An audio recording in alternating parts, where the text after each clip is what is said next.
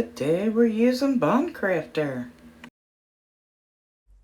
Okay, so I told you I'd be back in here to try it again. This time I have 4 ounces of, and it feels really warm. I should probably get a little cup to make my wide in.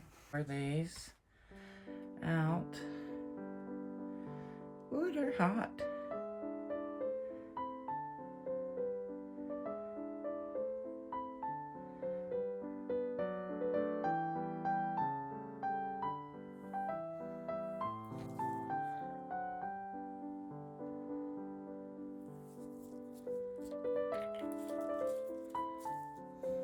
I put 2 drops in there.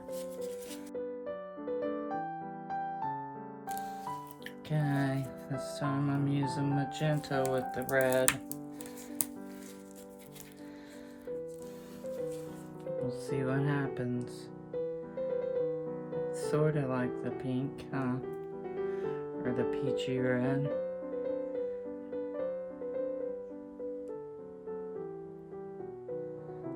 Sounds like cats fighting somewhere.